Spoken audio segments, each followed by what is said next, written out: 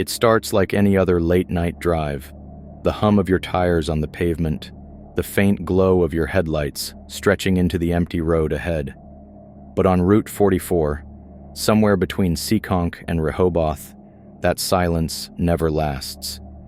Maybe it's just the way the fog thickens at night, swallowing the trees whole, or maybe it's the road itself, the way it seems to stretch forever, even though you know it shouldn't. And then you see him, a man standing just beyond the reach of your headlights. His figure barely visible in the darkness, but unmistakably there. His clothes are old, worn-out jeans, a flannel shirt, work boots caked in mud.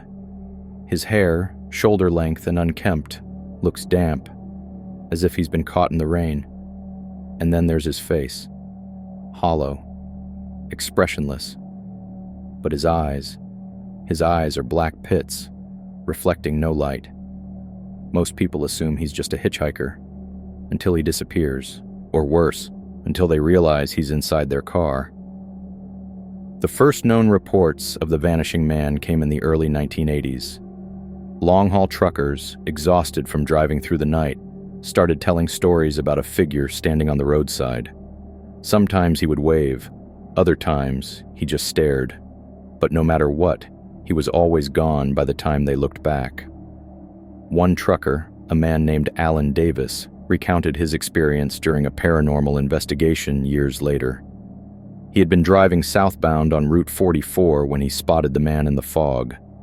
Something about him felt off, but Alan chalked it up to his own exhaustion.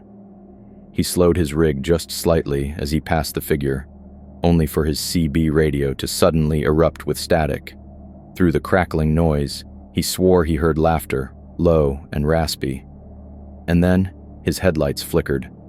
The road ahead went completely dark for less than a second, but when his lights came back on, the man was standing in the middle of the highway. Alan swerved violently, nearly jackknifing his truck. When he finally managed to pull over, shaking and sweating, he jumped out, expecting to see a body in the road. There was nothing. No blood, no footprints, just the endless fog creeping toward him. But when he climbed back into his truck, heart still racing, he caught something in the mirror. A shape in the back of his cab, sitting perfectly still, watching him. He turned around so fast he nearly wrenched his neck. But the seat was empty. Alan never drove that stretch of Route 44 again. As the years went on, the stories kept piling up. A pattern emerged, travelers spotting the man by the roadside, only for him to either disappear or suddenly appear inside their vehicle. Some reported hearing whispers just before he arrived. Others said their car radios would cut out, replaced by a deep, unnatural laughter. Then there were the ones who saw him up close. One woman, Cynthia Vale, had a run-in with the vanishing man in 1998. She was driving home from a late shift when she saw him on the shoulder. At first, he just looked like a normal man, but as she got closer, she noticed something wrong with his face.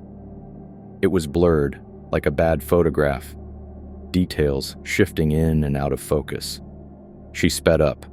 Then, in her rearview mirror, she saw him again, sitting in her back seat. Cynthia slammed on her brakes so hard her car nearly flipped.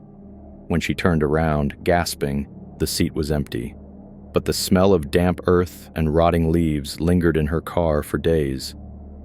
So who, or what, is the vanishing man? One theory suggests he was a drifter, killed in a hit-and-run back in the 1950s. Some say he's searching for the driver who left him for dead, forever trying to hitch a ride that will lead him home. Others believe he was murdered and buried somewhere along Route 44, his restless spirit wandering the highway at night. But then there are the other theories, the ones that say he's not human at all, that he was never alive to begin with. Paranormal investigators have tried to communicate with him. Some claim to have captured EVP recordings, distorted whispers saying things like, "Let me in," or "Keep driving." One particularly chilling recording simply captured a deep, guttural laugh, followed by static. Those who have tried provoking the entity haven't fared well. In 2007, a group of teenagers decided to test the legend. Armed with nothing but their phones and flashlights, they parked their car along the darkest stretch of Route 44, turned off the engine, and waited. Minutes passed, then an hour. They were about to give up when their radio crackled. The static was loud, deafening. Beneath it, something else. A voice, low, mocking. "I see you." The driver, Matt, fumbled to restart the car, but the engine wouldn't turn over. The headlights flickered, and in the rearview mirror, there he was, standing right behind the car. The next part of the story varies. Some say Matt saw the man's face twist into something inhuman, eyes sinking into deep, endless pits, mouth stretching too wide. Others claim the entity simply grinned before vanishing into thin air. What they all agree on is this: the car started up on its own, the headlights flared back to life, and as they peeled out of there, tires screeching, they heard it again. That laughter.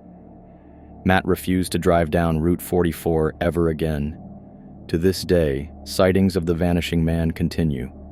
Some claim he's a lost soul, doomed to wander the road forever. Others believe he's something worse, something that grows stronger with every new victim.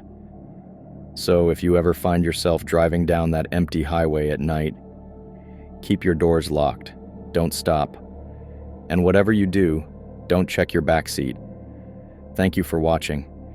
If you enjoyed this video, please be sure to click the subscribe button and turn on the notification bell.